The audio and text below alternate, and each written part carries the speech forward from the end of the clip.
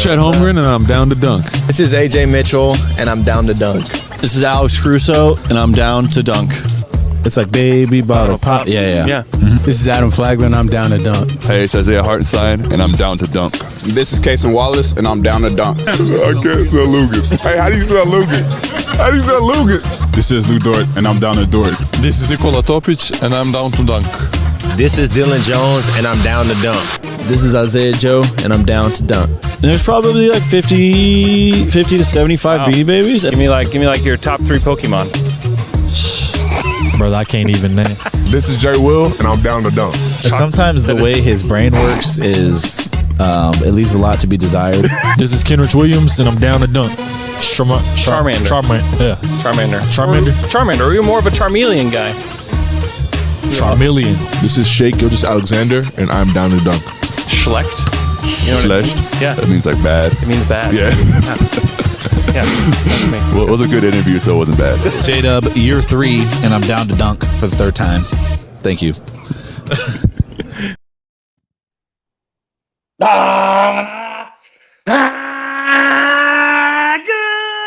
evening and welcome to episode 159 of Down to Dunk. I am Luke, joined this evening by Andrew. I gotta say, I'm just fired up to be here today. It's pretty cool, pretty damn cool. Woo! Slam through. Taylor. I might swerve around that corner. Whoa, ho, ho. Slam through. And Jay. It's Jay. Wow. That was so good. Thanks for bringing Jello to the pod, Tayshawn. I might swerve around that corner. Whoa, ho, ho. My kids have actually been singing it, not knowing the words, like all week because he was performing at All-Star Weekend. And so they'll just like walk around the house, just like say something random with whoa. Like, I love that. I love that. So the Thunder practiced today, and Yay.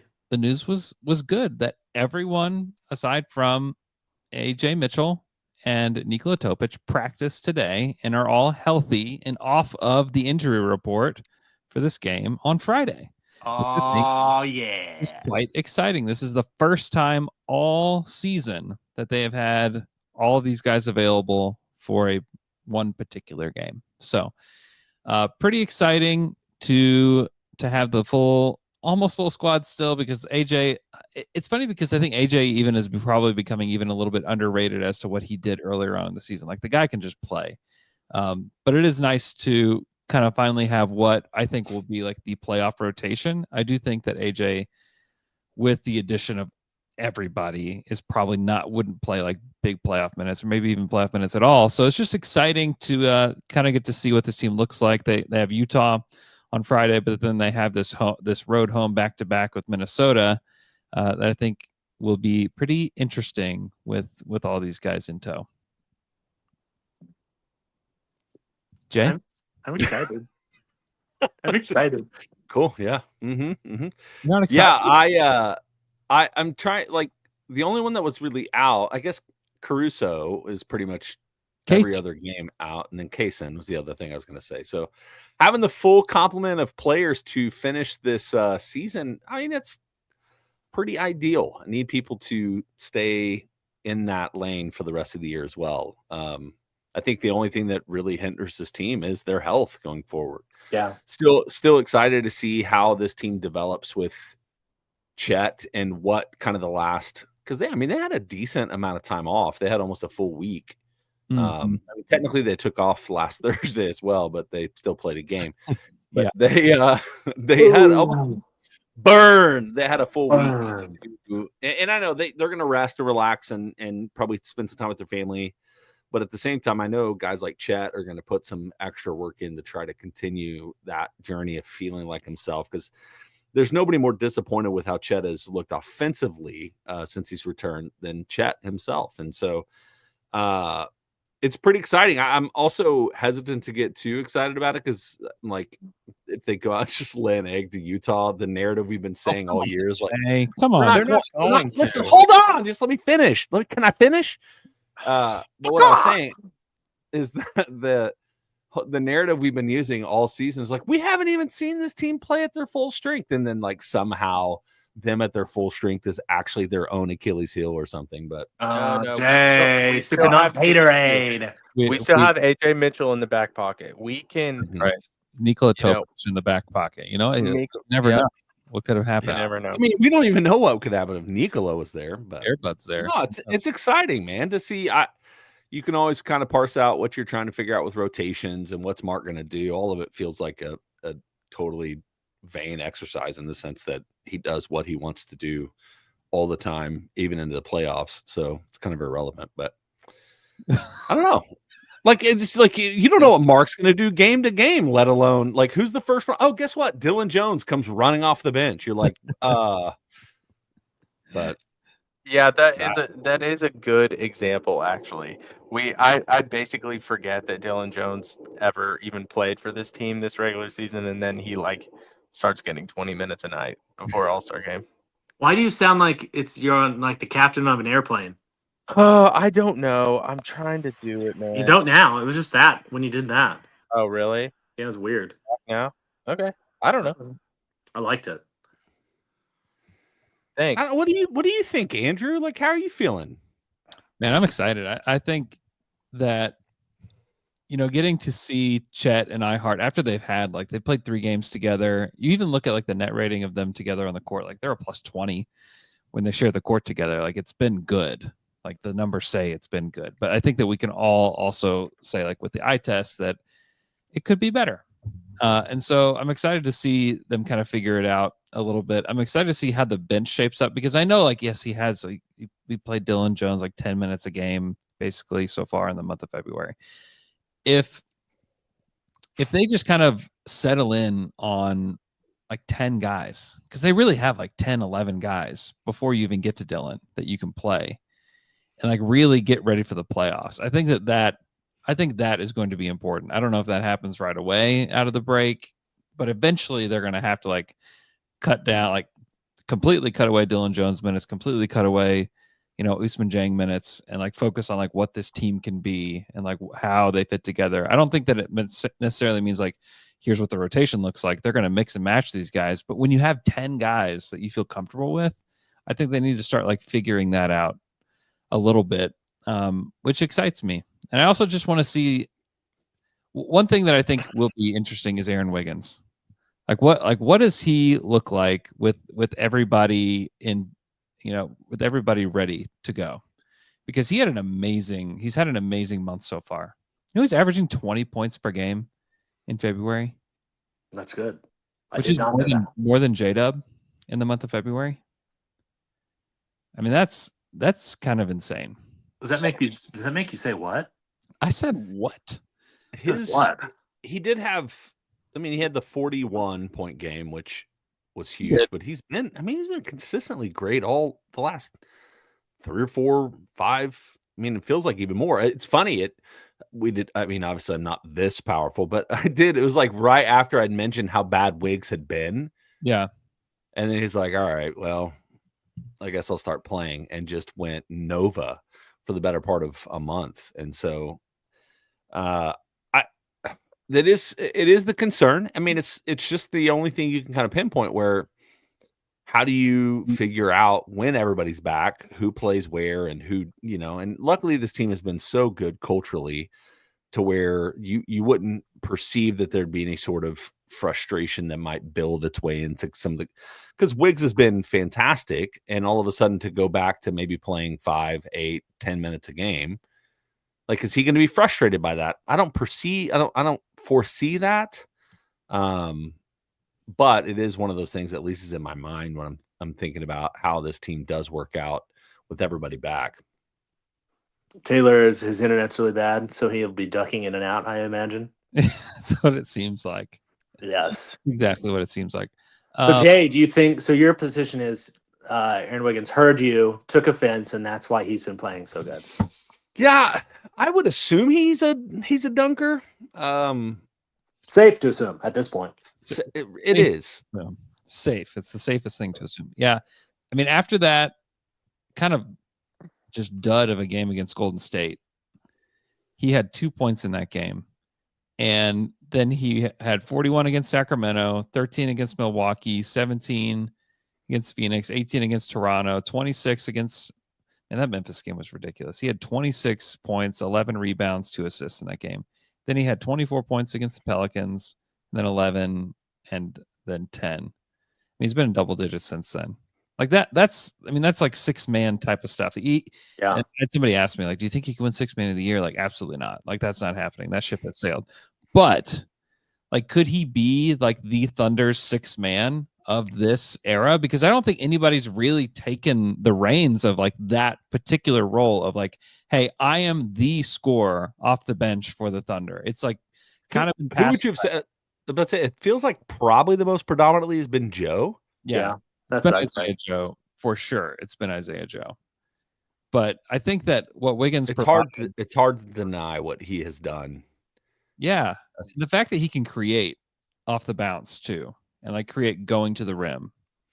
I think that is what differentiates him from Isaiah Joe a little bit. Not that Isaiah Joe's not had a great season. He's had a nice season, but I just think that if you had like a more traditional, like I can score if you swing the ball to me, it's pretty great.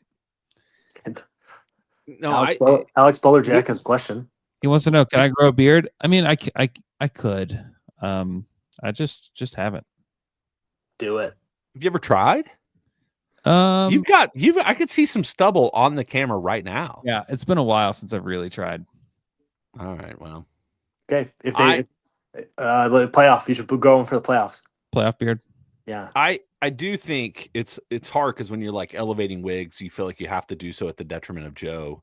Wiggs is at least seems like a more versatile offensive player. He's not.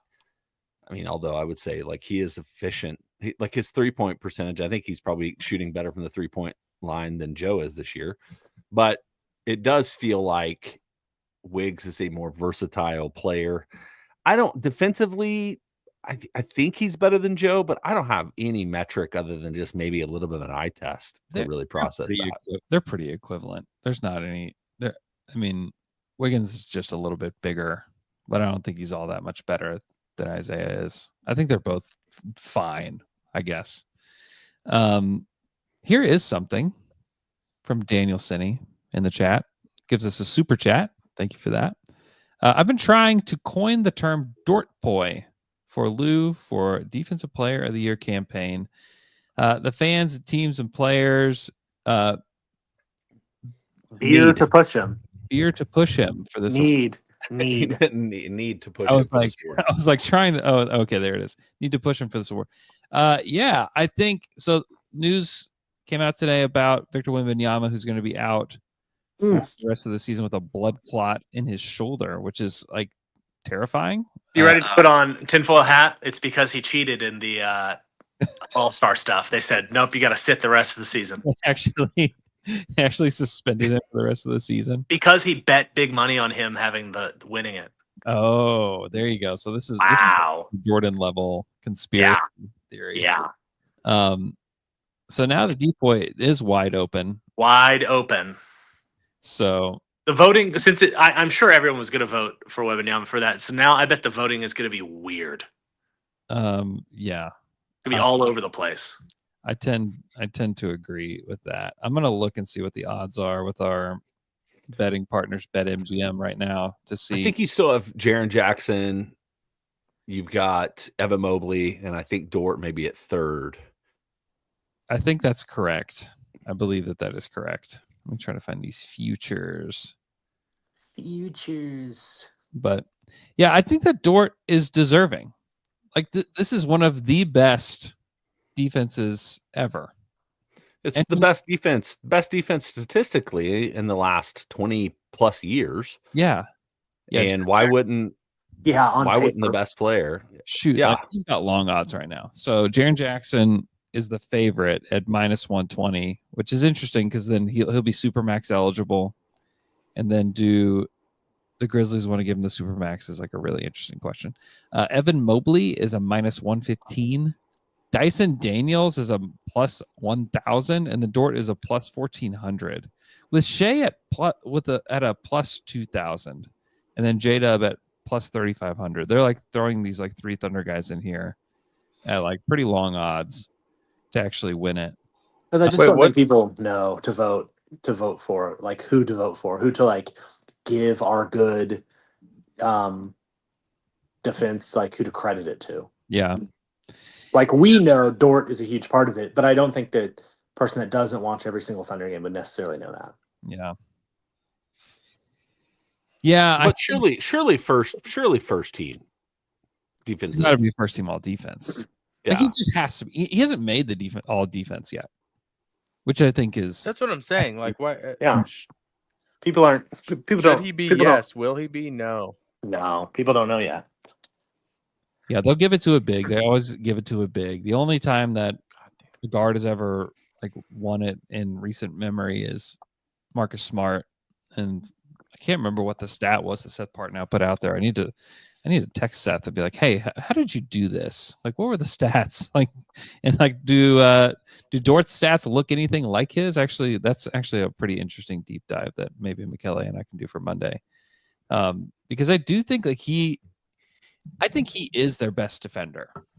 And I know that they have a lot of good defenders. I think that obviously J-Dub is a tremendous defender in the way that he can defend all 5 positions. I think Hartenstein has been great. I think Chet's numbers when he's been on the court have been unbelievable. But I think that Dort is like their best defender and like one of the guys that like really gets the team going on the defensive end. Yeah. I agree, but I don't think he'll get recognition. Yeah, I mean, probably not. It's probably going to be Triple J or it's going to be Evan Mobley, would be my guess. Yeah. I think that is the way that people will lean. Mobley's had a great season. Mobley's been awesome. Don't have any qualms with that. And Triple J is just, he's a tremendous defender. Like, there's no question. And I think the Grizzlies are still a top 5 defense. Taylor just cannot stay in the stream. Trying to figure it out, for the life of him. But let me look at these. Yeah, I mean, the Thunder are just, I mean, they're at a 104.5, which is almost 4 points per 100 possessions, better than the Clippers, who are at number 2. The Grizzlies have fallen to 7th in defense at a 111.1, which is so far below the Thunder. And then the Cavs are at a 111.5, which is so far below the Thunder statistically that I think it's just, honestly, it's a travesty that we're talking about these guys anchoring a top 10 defenses. It's great. But we're talking, I mean, the Thunder need to have some way, like maybe the way to recognize the defense is that you give 4 spots to Thunder players on the defensive team, on the all defense team. Maybe. Like, because if you can't give them the depoy, then how else do you recognize their historic defense? Can we not like recognize the greatness of what the Thunder have done this season? I don't know. The defense, like this needs to be recognized because they're doing things when it comes to like steals, when it comes to deflections, they're doing things that a team has never done. Yeah, but the one thing to think about is, half, I looked it up. I actually did some research when I looked it up. This was last week. So I think it's but half of the Thunder's like losses for the entire season have happened on national television.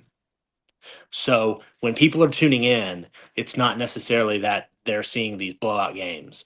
Sometimes when they're turning in on national TV, they are seeing the Thunder lose, and that includes the Cup. So for national people that aren't watching every game, it's not. I would guess it's not the feeling that they're feeling. I think it begs the question that Super Chat Alan Castro says. Thank you for the Super Chat. He says, "Why so much hate for the Thunder in the media? Is that a real perception, or is that just us being defensive?" I think that's just the reality of being the market that we are. Them being a smaller market is the reality is that we're not a big flashy name, and if they had it their way, it would be New York, the Lakers, Golden State every year. I guess it just depends on who you think the media is. Yeah, you know what I mean, like who are we talking about? The media. Shannon Sharp. Yeah, if you're gonna talk about Shannon Sharp, he's just a Lakers fan when he talks about the NBA. Like that's all he is. And I don't ever tune into Shannon Sharp, but I actually would like to tune in to him after watching them lose to the Hornets. They don't have any like I don't even know who does NBA stuff for ESPN that I trust anymore. And they're like the voice. Like I still like Wendy and I like Tim Bontemps and McMahon, but those are not guys that are getting regular. It's Kendrick Perkins, it's Stephen A. Smith, it's Richard Jefferson, which I like Richard Jefferson. But, people care about that stuff still as much as they used to, you think? oh yeah.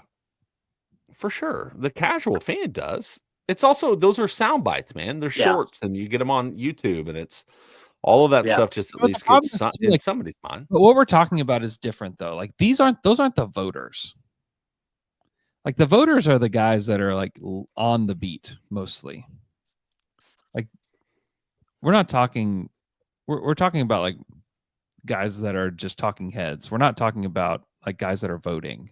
Yeah, but sometimes it's even worse when you get to the guys that are on the beat and you have somebody voting for Sabonis to be a defensive player. I know, and it's hard because like you are like these guys are laser focused on their own guys, and whatnot. Andrew? Can I ask you a question? Mm-hmm. Do you have a vote? No, I don't have a vote. So if you don't have a vote, then why? I mean, if you don't have a vote, who's voting? Yeah, it's a great question. Like, how do you get to vote? Shouldn't I feel like you should have? If people probably just on the beat or... for these random teams are having votes, why don't you have one? Yeah, I'll bet Joel's voting. I don't know. Makes me say, let podcasters vote. I guess. Yeah, that's what I'm saying. Because then the question is, who is the media? If you're not the media, who's the media? Who is the media? Some of that is probably still stuck in some older absolutely models of who media is. Like it's newspapers. You're going to get a lot of newspaper guys. Yeah, the NBA is stuck there. I will give the Thunder so much credit in that they are not stuck there. And like they have been very great about like think about media day for us. Like the Thunder have been amazing when it comes to being forward thinking about things like this. They've been great. They let you go in there and force their players to play games about which candy's better. Yeah, but wonderful. After 10 years, scratching and clawing. It's true. Yeah, grinding your way to the top. Yeah. So I mean, no, and I'm not trying to. Just to be clear, I'm not trying to say anything negative about it. Like Joe or Joel or like there's great guys that are covering these teams, but I do think it could be diversified a little bit. I will say all of this to say I think it's for at Yahoo. Is it Dan Devine who writes for Yahoo? Yeah. He wrote an article kind of looking at the next, this last stretch of the season, who's the favorites, who has a chance, blah, blah, blah, blah, blah. Bigger storylines, whatever. And he basically spent 3 paragraphs just saying, this Thunder team is not just a decent team. They're, and he used, I think he used one, and maybe he just took some stuff from you and Alex, but it was some statistic where you can look at it and it's like, if you take away some minutes, and I can't remember how you even got there. My explanation is even more confused. But it basically is like, this is the best team statistically since the 96-95 Bulls, or 95-96 Bulls. And so he did give the Thunder flowers in that one for sure. Yeah. I think a lot of these guys do. Like Windhorst knows how great they are. He's having to fight on morning TV all the time. Like I'll see clips of that like pop up on Instagram or whatever. And he's always trying to fight for the Thunder and for people to understand how good they are, especially like after the trade deadline when people thought the Lakers were contenders and they were trying to argue that, and he was just like hand on his face. Like, do you guys know? Not to mention, did you see the clip where I think it was Shannon Sharp that was? Oh no, who was it? Maybe Shannon Sharp or Stephen A. Smith that talked about like go get Dwight Howard or DeMarcus Cousins. That was insane.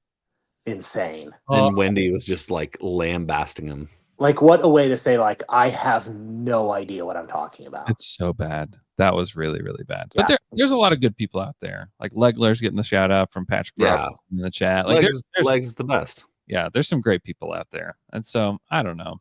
They're just not the loud ones. Yeah. That is hard because the loudest people get the most attention with that stuff, and like the more outrageous take you get, you're getting, Yeah.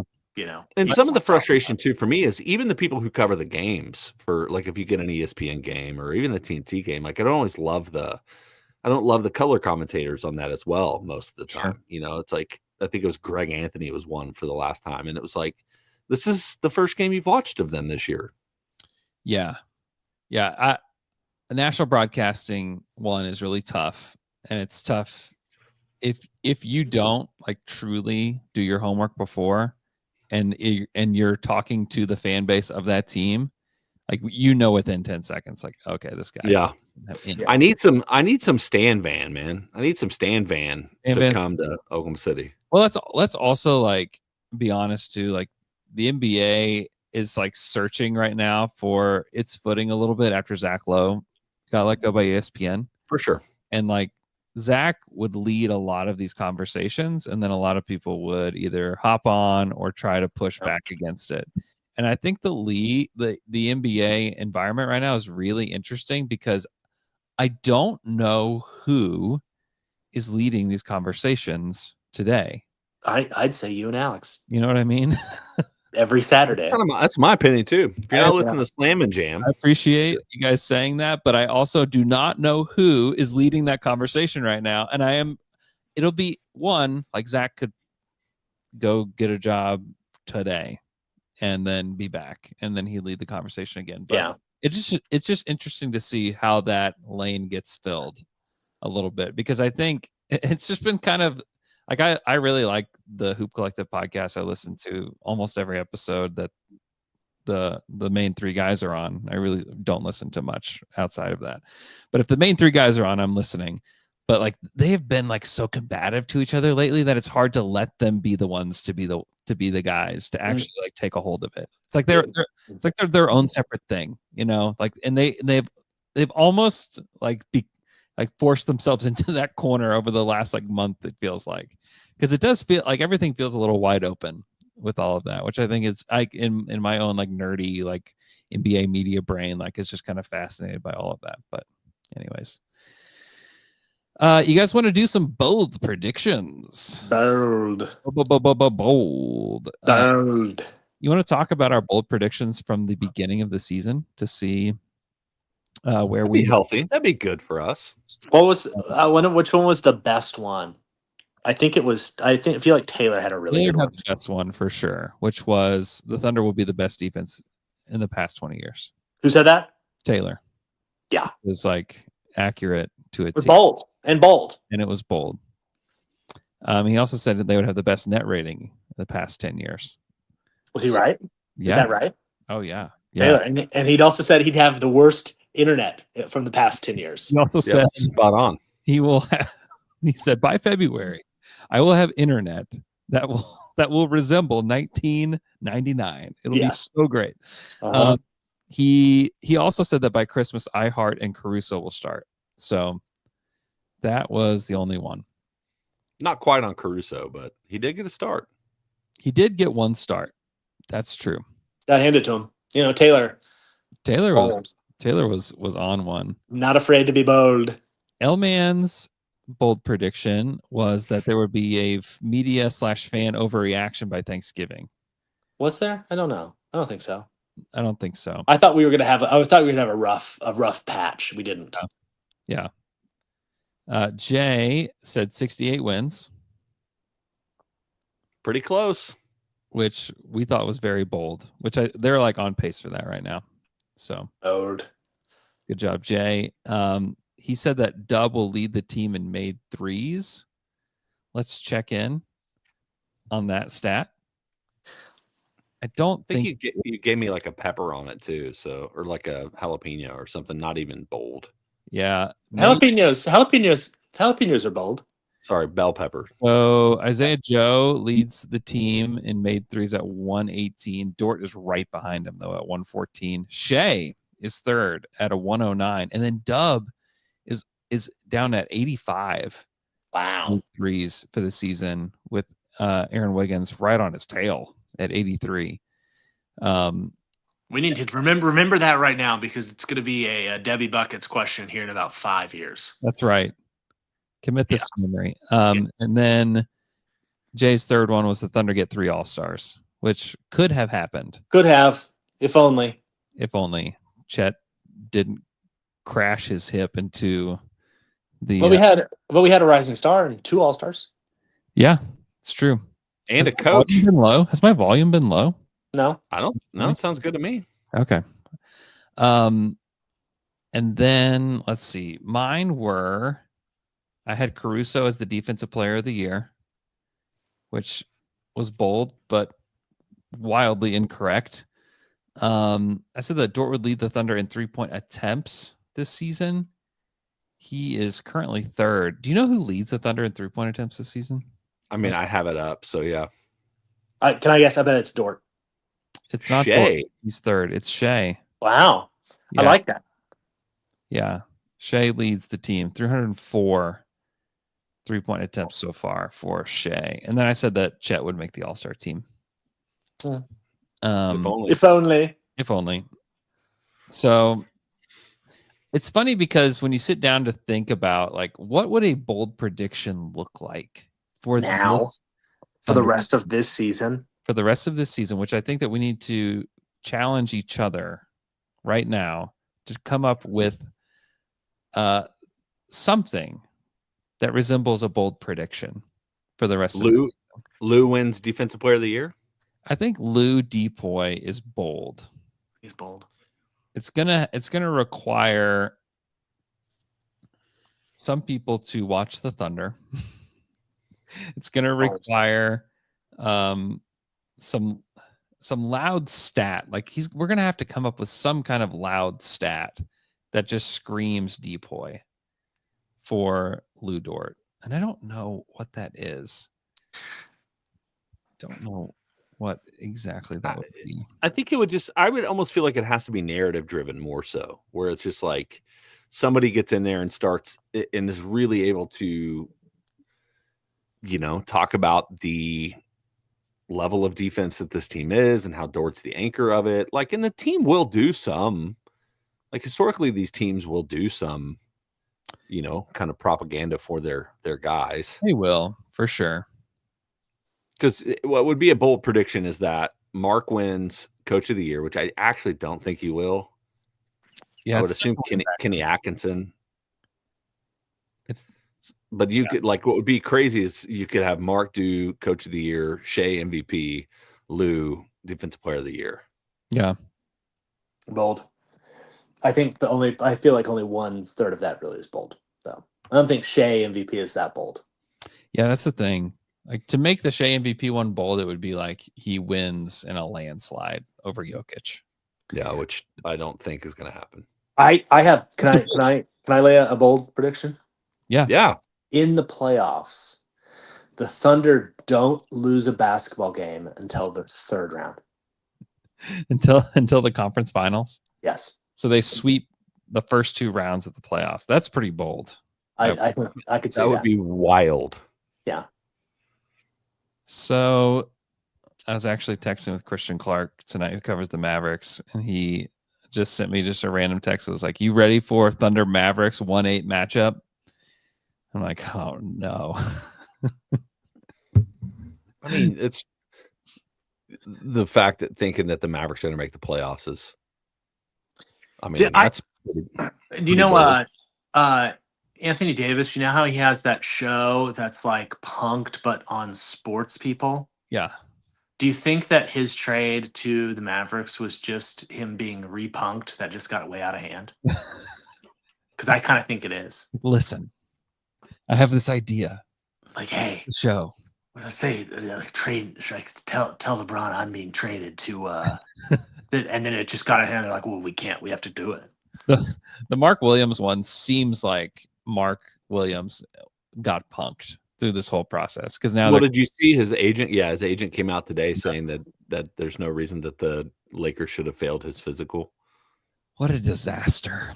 What a disaster! And then it feels good though. Then Alex Lynn looks great. We've had that happen before. We know. It's tough. It's tough. Yeah, the Lakers are a mess. Their defense is an absolute dumpster fire mess. Do you think that when does AD come back? He's out at least a month. So we're talking probably mid to late March. Do you think he's playing in the playoffs, or do you think? I mean, Yeah. I think Dallas has been incredibly resilient, but they don't have. I mean, they just signed Moses Brown. Gafford's out. Did they officially sign Moses? Oh no, I thought that's what I saw, but yeah, somebody reported it, but then somebody was like, "Well, they're actually going to try him out." Okay. But you have no Gafford, no Lively, no AD. Yeah. Oh, I mean, it's just hard. Like if they have any sort of challenging schedule going forward, and like I said, they've been resilient, and I'm not trying to take away their, the way they've been able to piece this thing together, but man, there's a lot of things stacked against them. Yeah, I mean, the challenging thing for them is like they're likely going to be in the play-in, and their fan base hates them. And their fan base absolutely hates them. They're still just ragingly mad. They're plucking people out of the games that are saying fire Nico if they get them on screen, and that's all anyone's doing. Isn't that wild? That's like, why, dude? Why are they? I mean, they just have. I don't know why they did any of that. It's so stupid, and they can't. They are actively like fighting their fan base. It calls way more attention to it too. Yeah, like just someone holding up a sign. Or like guys wearing bags over their heads or whatever they're doing, to like pull those guys out of the stands. I mean, it's like it's stupid. It's un-American almost. Like it's very strange. Yeah. So what do you think about a 70 win prediction? So let's take a look at what it would take to win 70 games. So they have 28 games left. To get to 70 is going to be really tough. How many does that give them to lose? To 3? They have 3 games basically. I mean, that's bold and spicy. I could see it. 25-3. I could see it. Right now, what are they? They're 44-10. Is that what you're asking? 44-10. Yeah. I think they would have to go. No, they'd have to go. Yeah, they can only lose 2. Lose 2. Yeah, they can only lose 2. I mean, that would be. I mean, I think I could see 69. 69 would be great. 69 would be great. I am intrigued to see.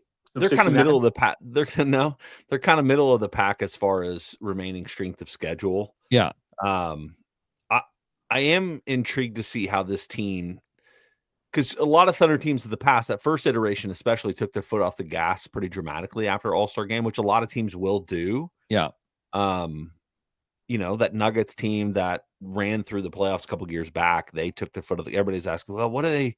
They really stumbled into the playoffs, and then they just ramped up and became elite, quickly. So I'm like, I do wonder what they're going to do. I just think the hunger on this team and the youth, and Daniel Senai, sorry if I mispronounce it, which I most definitely did, says they need more reps with Chet. Like, I understand that they're probably going to have to do some of that, but I don't know. That's what I'm intrigued by, is what's their goal, what's their mentality, what do they want to do over the next 20 some odd games. Also, Mitch Narney brings this up in the comments, that are they going to get like so set with the first seed that they're not going to play the starters as much to risk, injury or anything? Like, are they going to start resting guys and not worry about necessarily winning games down the stretch? The only challenge to that is the fact that if Shea has a legit chance for the MVP, which he absolutely does, and you have 10 games left and he's playing 18 minutes or 16 minutes or even sitting some or resting some, like, I just think I think for Shea, especially, even though he says he doesn't care about accolades like that, everybody cares about the MVP. That's a huge deal for the organization and for Shea. Yeah. And so that's why I think I think you could still see them absolutely playing legit minutes towards the end. I mean, you don't think that like Sam and Mark and all those guys want a third MVP for this franchise? Like, they absolutely do. That's I think Chet will sit. I think that is something that will happen. But they have one without Chet, and they have one without a lot of guys. Yeah. And so, and there will be games where they can sit several of these players probably, and not, worry about whatever. And honestly, if you do play your starters, and this has been proven over the course of this season, that you don't even have to play guys the whole game. You play them 3 quarters. In some games, you're playing them 2. Yeah, it's like a form of rest, for this team. Oh yeah, I think that's been part of it. Is that we've been beating teams so bad that they're only having to play, the starters only have to play 3 quarters, and then we're up by 25. Yeah, I mean it has not felt like a traditional Thunder team in that way. Yeah, I mean it's not like those Westbrook teams where every game we're winning by 2 and 3 points, which has been so nice. Yeah, I mean Shea is 14th in total minutes played this season. And he's actually, let's see, he's played 53 games. Yeah, I mean, it's not anything crazy. I mean, Mikal Bridges has played 200 more minutes than him. Josh Hart. Have any other players hit 50 this season? 50 points, yeah. Yeah, who else has? Shea. Yeah, besides yeah. Well, he did it a couple times. Just make sure you remember. I know. I remember. 4 times, 5 times every Wednesday. Tune in. I can't remember who else has scored 50, to be honest. So the Thunder's, just going through Tankathon's remaining strength of schedule. Here's their toughest opponents. Yeah. For Jamal just had a 55-point game. Ooh. Yeah, Jamal Murray did. Jamal Murray did just before All-Star break. Ant, Paolo, Maxi. Thanks, Grape Ape. CJ McCollum did it earlier this season. I forgot about that. Brunson's done it. So this is the strongest. This is who the Thunder have left to play this year. This last stretch, they played the Rockets twice, the Nuggets twice, the Lakers twice, the Grizz twice, the Timberwolves twice, the Clippers once, and the Celtics once. Yeah. So, I mean, I'm not worried about any of those teams, but Yeah, I'm not worried about them either. I'm interested with these like back-to-back games because they have like a back-to-back with the Wolves and they have a back-to-back with the Nuggets. Just like what those games look like. I think the second game of that back-to-back is going to be so interesting just to see like who is making the adjustments. What does that look like? How do they do it? Those will be really fascinating. And also it'll just be funny to like talk to casual fans about like, why are they playing the same? Didn't they just do this? Didn't this just happen? Especially the Nuggets one, because it's home in Oklahoma City on Sunday against the Nuggets. Monday, home against the Nuggets in Oklahoma City. Is like, I don't remember that ever happening. Is that the first time that's happened in franchise history? Like it's got to be, right? Yeah, I feel like in those games when we do that on those second nights, we are going to spank every one of those teams. They should. Yeah, they should. Especially if they're fully healthy like this. Yeah. I think it will be like beat them each by like 25 or 30. Yeah. Because it just feels like when we played the Cavaliers and played them like a week later and they just squeaked, they beat us, but it was close, and then we just destroyed them. Yeah. I think it'll be a lot like that. Yeah. So our bold predictions: Dort wins the DPOY, Shea wins MVP in a landslide. The Thunder don't lose a game until the conference finals. in the playoffs. Yeah. Not from now until then, but I mean, that's real bold. Mm-hmm. Yeah. And then the Thunder win it all. How do we feel about that? I feel good. I want it to happen. I'll go on record. I want them to win. Just want you guys to know. Mm-hmm. Hey, I want them to win. Say it. Say it. It feels good. Dude, I try not to get too ahead of myself on that. Yeah. But I'm like, I don't know what I would do. I just don't know. I don't know what I would do. Say it. It feels good. They're gonna win. No, I think they're the best team in the league without question. It just it takes. But you haven't said it. It takes a lot of things to go their way to get there. I do think this is Just feel how it feels coming out of your mouth. Say You're it. scared to say it. You're scared to say it. Say it. This is it. This is it. This is the year. The This year is that the what? beginning. It's the beginning of a dynasty. A dynasty Championship of- #1, Oklahoma There City. we go. This year. How did that feel? Felt like I was gonna throw up, but fine. Yeah.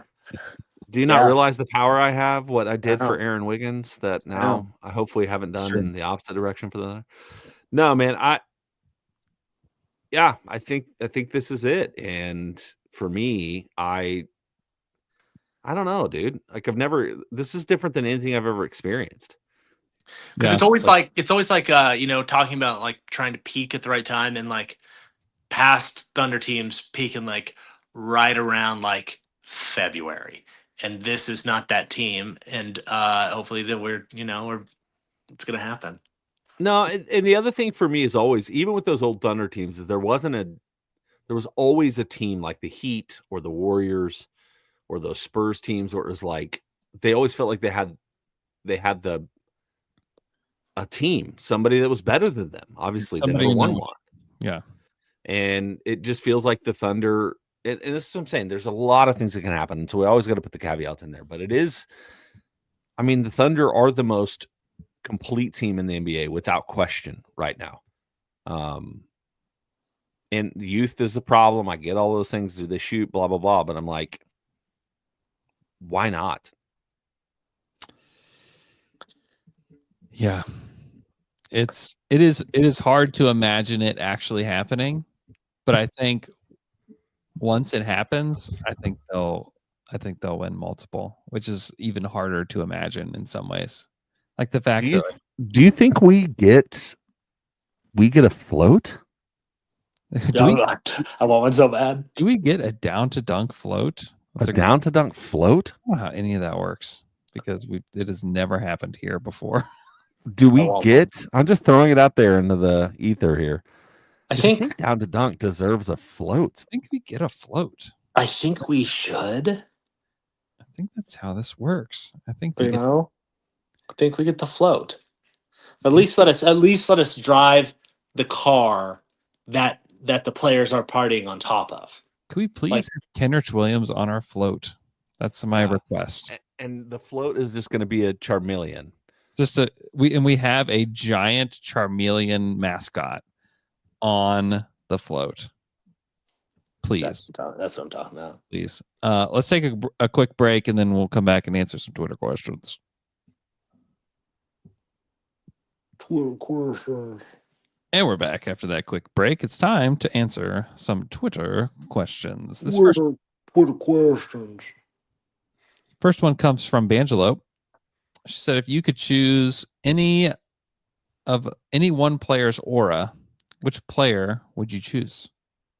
That video of Giannis wanting some of Shea's aura, that was something. Would you agree? Can give me some reference here, guys. I'm so sorry. I'm out on this. What are we talking about? Of what aura is? No. Where did this happen? Where did this come from? I think it was before. It was before the All-Star game, wasn't that when they're in the locker room and he was like, I just want to like touch your finger, get some of that aura. Yeah. And it's Giannis saying that to Shea. Yeah. Shea does have a good aura. He does. For Giannis to say like, I want some of what you have, like that's something. That is something. That's something. That's someone saying that's like a really good, really cool guy saying like, hey, that guy's cool. I want to be cool like he is. Yeah. Like I kind of like the video I saw of Anthony Edwards meeting President was that what it was? He was meeting President Obama and he was just talking to him like just like he's a dude. I haven't seen that. No, I haven't seen I'll have to find it. But Shea's aura is Shea's is pretty unmatched, I would say, on the team. I'm trying to think of who else has. I mean, Wiggins. Honestly, he's got some aura. Sometimes, a lot of times, actually, Chet has some too. He's got, his is different. Chet's is definitely different. I like Chet. I think his is different. I don't think that would be the one that I would choose. Dort's got a little bit. He's got some aura.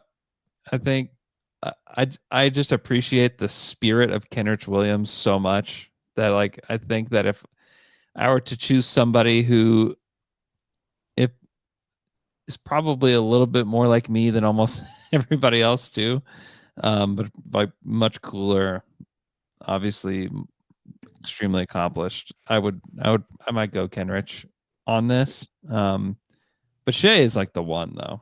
Like talking. I like Dub's aura. Yeah, Dub is super fun. Dub is great. So Anthony Edwards walks up to President Obama, and I can't remember. I think it's after maybe the Olympics or something. This is where everybody's finding it from that documentary. And he walks up to him and he's just like, "I'm the truth." And Obama's just like, what? He said, "You're the truth?" He's like, "Yeah, I'm the truth." Just walked away. That's awesome. That's amazing. That is great. Next question comes from at 405 fan. Now that most everyone is healthy, what lineup are you most excited to see?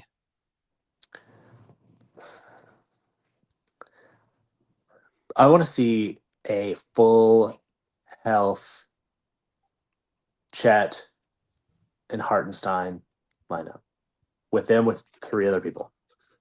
I think one of the other ones I want to see is like a kind of a smaller, maybe sub out iHeart and put in Caruso. Yeah. And go Caruso at the 3, technically Dub at the 4, Chet at the 5. I mean, that's like one of those death lineups. Yeah. Right? Because you have Absolutely. Shea, Dort, Dub, Caruso, Chet. They give up size, obviously. So you'd only be able to do it in spots. But I just think the havoc that team would play on some other teams. But man, I don't know, dude. You can pull like that is the thing that you can talk about this team. Like, I also put Kenrich in that same position at the 4, and Dub up 3, and 2. And I love Kenrich, what he brings on the defensive end, what he brings on the offensive end. You could go. I mean, there's just so many options with the way that this team can play.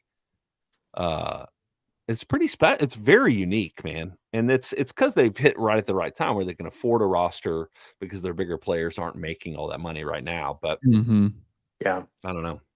Because Kaysen, like, what about a Shea, Dort, Kaysen, Caruso, and Chet. then Hart or Chet at the 5? Yeah, that was one that I was going to mention with Chet there.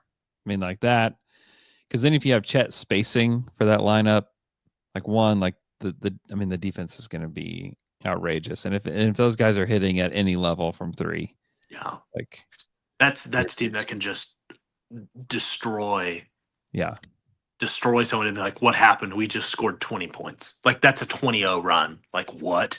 Yeah. It's not even for me. Yeah, you're absolutely right, Luke. I just think about the fact that the other team, it's just like that. Who were they playing where they scored 8 points in the 4th? Oh, the Heat. Yeah. It's like they'll be able to do that kind of thing to legit teams. Or if there's somebody where they're getting cooked at the 3-point line and they're just put those 3 dudes out there and just run around, go get some ball. Like the passing lanes that they can cut. It's just this team has the defensive versatility with different players that, I mean, it's the reason they're one of the best defenses of all time.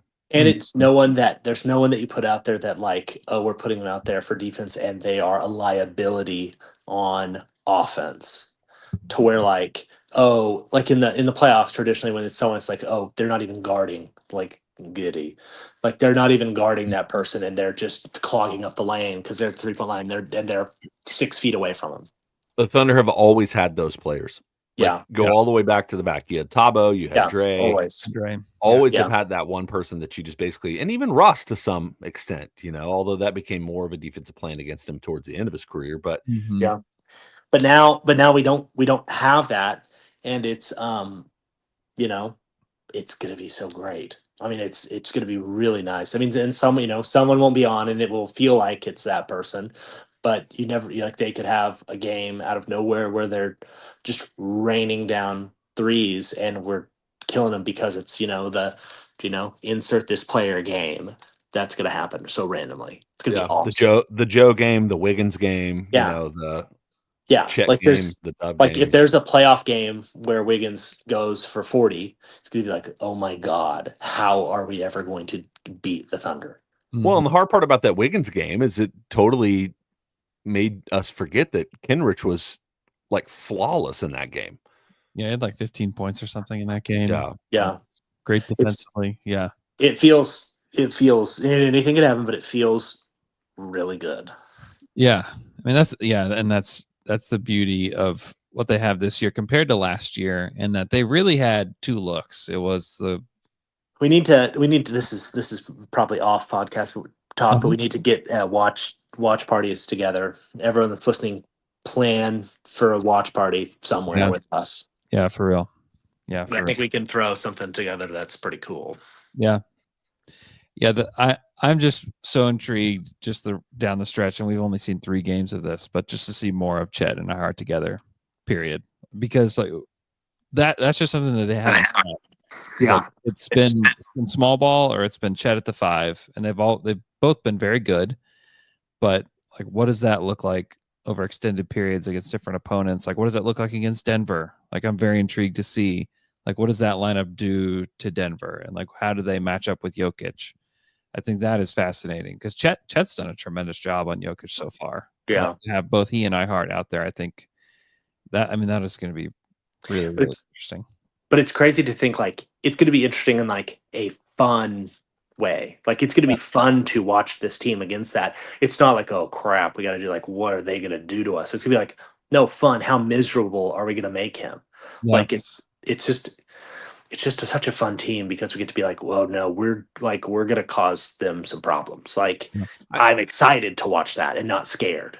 Yeah. I do wish we could play the Mavericks again. Yeah. But it's not happening. Full strength. Hopefully at all, actually. It'd be great. Yeah, hopefully we don't see them again. And we are playing the Lakers. Yeah, twice. That I mean, that could be really fun to see. Yeah, and somebody had mentioned, I think it was Grape Ape said that they played Lakers back to back the last week of the season. Yes. I mean, can you imagine? It would be just kind of like great to watch that. Yeah, I just can't imagine how insufferable the Lakers will be with like Luka back in full form. Yeah. I'm talking about just mainly the complaining. Oh, yeah. Well, it'll happen. Yep. Buckle up. Micah Goat 11 wants to know. He says Bill Simmons talked about trading a boatload of our picks for Cooper Flag. I think there's any likelihood of that. Yeah, I've seen this clip as well. It's the most Bill Simmons thing ever. If anybody traded Cooper Flag, if you got the number 1 pick and you traded out of it for a bunch of other picks, your franchise should be relocated. Yeah. And all management should be fired. This doesn't happen. Nobody does this. It doesn't happen. I mean, like I'll do some tankathon spins now and just like what's the like Toronto. If the Thunder come to you and they say, here's 10 picks, who's saying no? Toronto, the Wizards, Toronto, maybe Masai. It'd be like players to Masai, though. It'd be the most Thunder thing to do and the stupidest thing any of those teams could do. But he offered him Chet for the number 1 pick. He might do it. Yeah, he had a bunch of picks. You wouldn't. I mean, I wouldn't. Yeah, I mean, maybe 1 pick, but I wouldn't do that. Yeah, Cooper Flag is just one of those guys that everybody talks about. This is the guy. Yeah, he's a generational type of guy. He's a really good player. I hesitate to say generational. He's very good. Because like when you think about generational, don't you think like guys that could be the number 1 scorer on your team? I think like MVP level players, generational.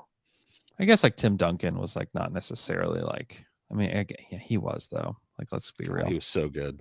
And Coop is good. Like he's really. Did you just throw that out there because you're just assuming now that the Spurs are going to land Cooper Flag? I actually don't think they could be bad enough. Wemby's going to take off 2 years to play baseball. And they'll load up. They'll load up on some first round picks, and they'll come Yeah. back. It's just a disgrace what him and CP3 did. Just It's just a disgrace to the game. Spit in the face. Who else is getting that tankathon? Oh man, the Kings just jumped up 12 spots. The Thunder got the 7th pick. They'll get our guy Con Knipple at 7. So yeah, the Sixers have actually done it. They're in the protected range right now. they are, but And it's we're still actually 5% chance that the Thunder get the pick at that spot. It's still more likely the Thunder get the pick than they keep it. And then you have the Heat, who are protected 1 through 14. Yeah, and we want them to actually fall into the 14 range, because what does it become? It's next unprotected. year? Unprotected next year. So we need them to slide. Yeah.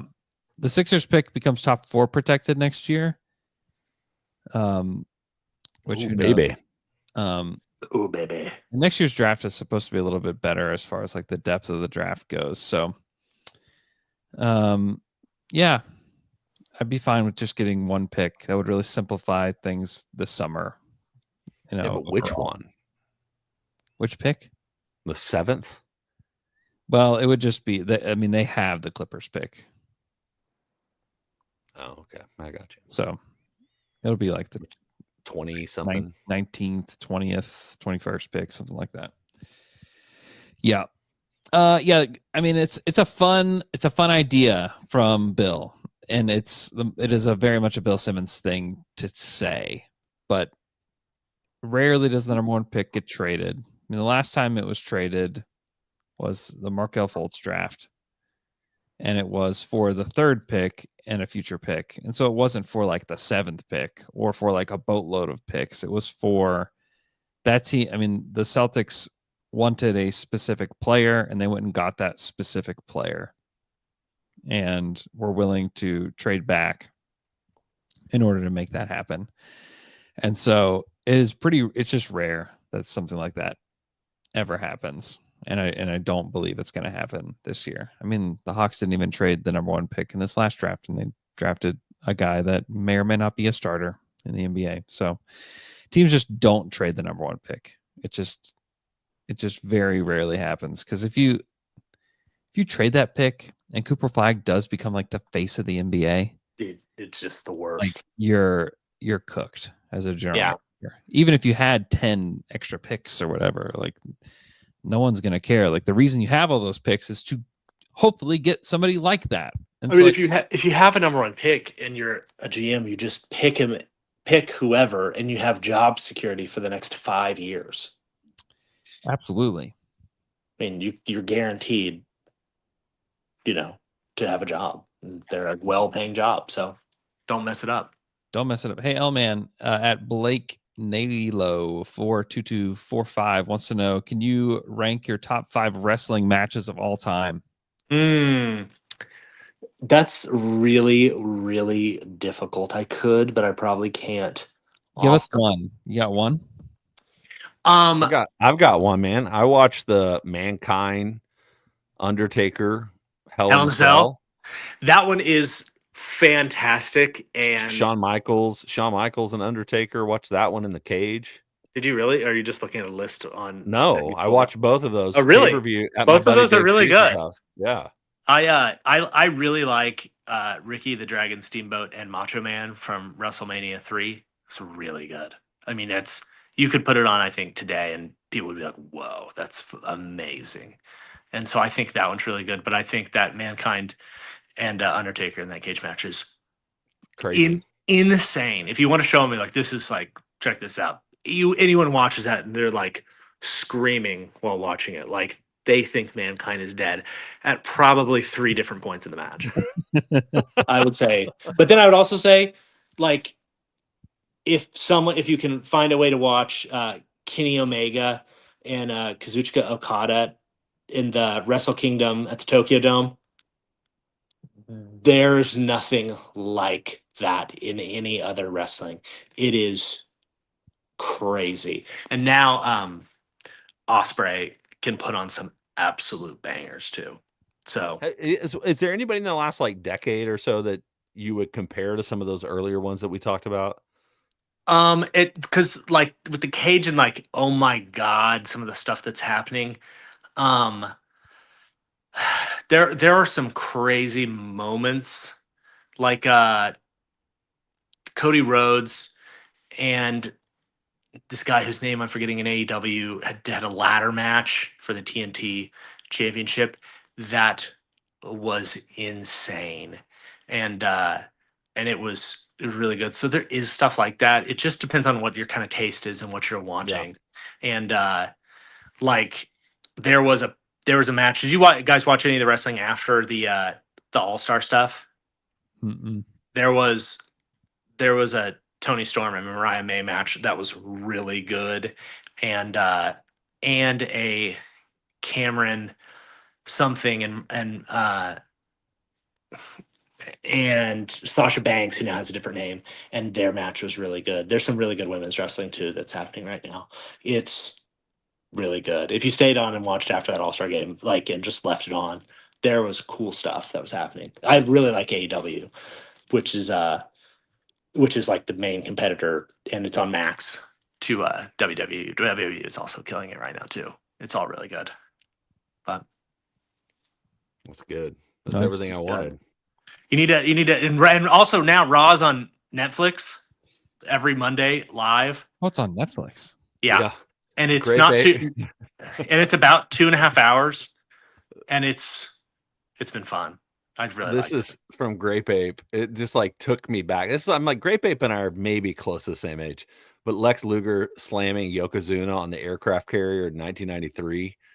I mean, that was pretty legit because nobody could live Yokozuna, but he was so big, and he's related to Roman Reigns and the Usos that are wrestling now. no, that's wild. Yeah, he was not Japanese like he was portrayed.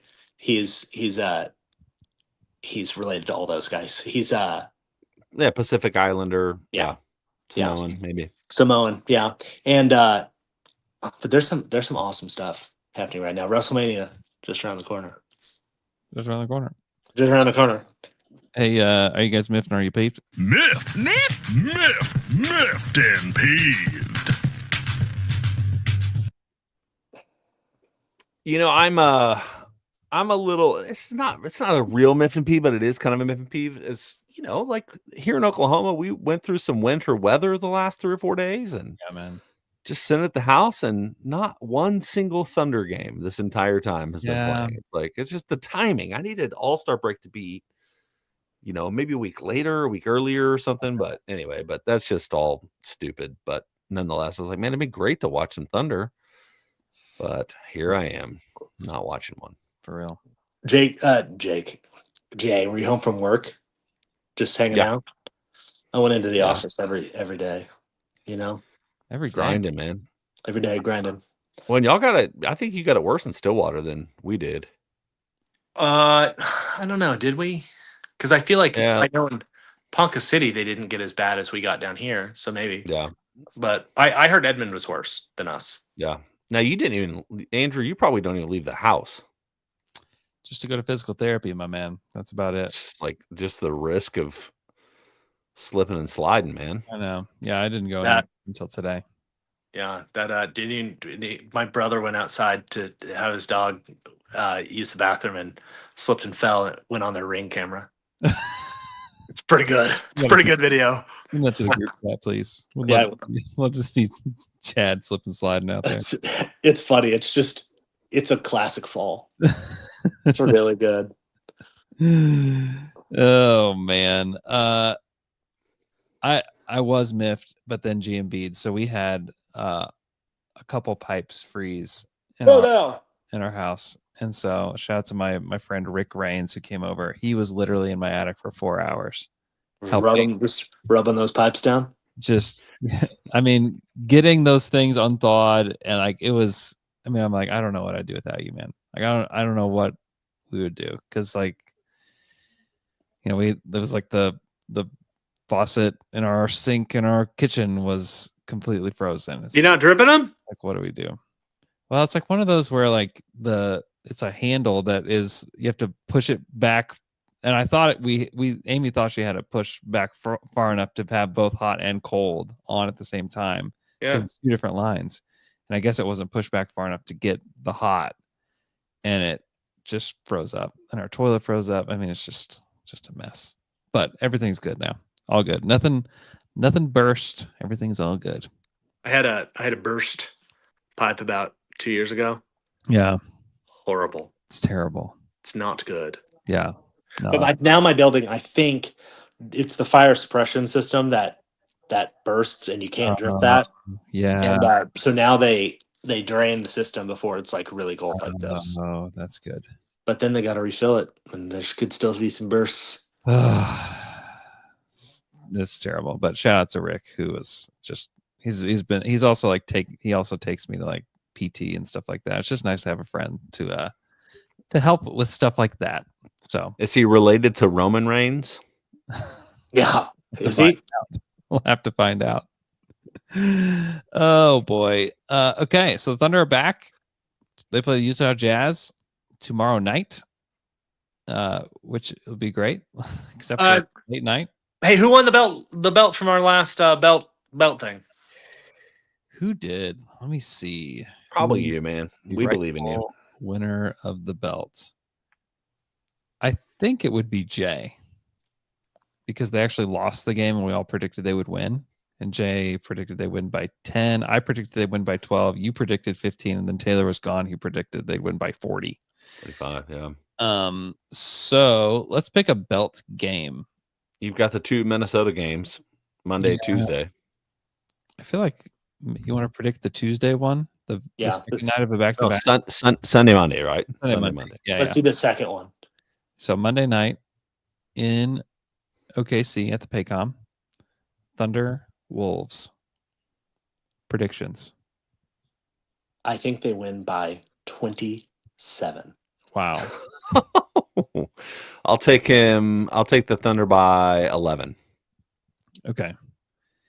Jay says 11. I'll say Thunder by 7, and Taylor will be Thunder by 40. Okay. It's great. Okay. I've got it documented. T-Wolves. Are we still selling iHeart shirts? We are. Let me put that up on the stream. They're great. Yeah. My How about an iHeart shirt? My son has one, and he's been wearing it all the time. He loves it. His friends are jealous. It's a cool shirt. It looks great on as well. Like it's just a cool shirt. So go get yourself an iHeart shirt. You can find that on our Twitter account. You can also find that. I'll put it in the description of the podcast as well. But it's an iHeart shirt. So it's a great one. He's a great player. Support the player. Support the squad. Yeah. iHeart. Yeah. Hope you guys have a great weekend. Recorded this one a little bit early. Okay, I have a question. Yeah, okay. You know, they had the 50-year celebration of Saturday Night Live this past weekend. Mm-hmm. Do you think they're going to have a 50-year celebration of Thunder basketball? And do you think we're invited? We got to be invited. Do you think we could MC? We'll be how old will we be? We're still doing that. What are they? Will we be in our 60s? We will be so old by the no. We will be much older than that. We'll be in like our 70s, right? No. So when do they start? No, 08? No, we'll be in our 60s. Yes. In our 60s. 50 years of Thunder basketball. Listen, anybody with the Thunder that's listening, we would love to MC 50 years of basketball. Okay. I will be 76. At least some portion of it. Okay.